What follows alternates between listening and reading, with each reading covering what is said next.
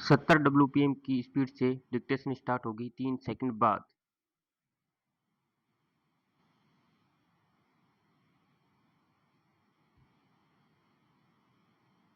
Start. देश में आम चुनाव में अब ज्यादा वक्त नहीं रह गए हैं। ऐसे में चुनाव आयोग को पूरी तरह तैयार करने की अनिवार्यता को समझा जा सकता है, मगर चुनाव आयुक्तों की नियुक्ति जिस तरह एक औपचारिक रिवायत की तरह पूरी भरकर ली जाती है, उसमें इस संस्था को लेकर कई बार नाहक एक भ्रम पैदा हो जाता है। गौरतलब है कि प्रधानमंत्री की अध्यक्षता में गठित समिति ने 2 नए चुनाव आयुक्तों के नाम तय कर दिए हैं। इसके तहत ज्ञानेश कुमार और बलविंदर संधू नए चुनाव आयुक्त होंगे।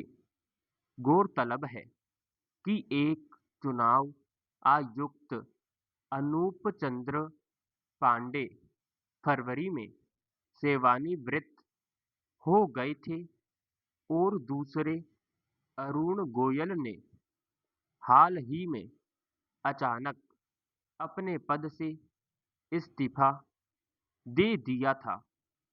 नियमों के मुताबिक चुनाव आयोग में एक मुख्य चुनाव आयुक्त के अलावा 2 चुनाव आयुक्त होते हैं। कहा जा सकता है कि नए कानून के तहत ये पहली नियुक्तियां होंगी। इससे पहले सरकार की सिफारिश के मुताबिक चुनाव आयुक्तों की नियुक्ति होती थी।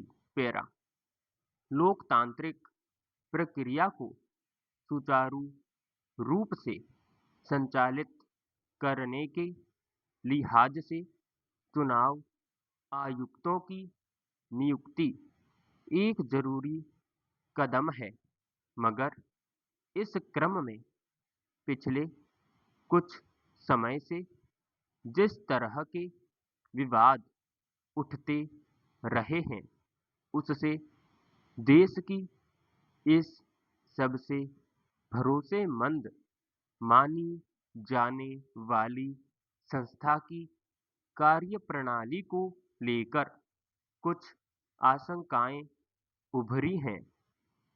इस बार भी 2 चुनाव आयुक्तों की नियुक्ति को लेकर विपक्ष के नेता अधीर रंजन चौधरी ने सवाल उठाए और आरोप लगाया कि सिर्फ एक रात पहले उन्हें 212 नामों की सूची दी गई।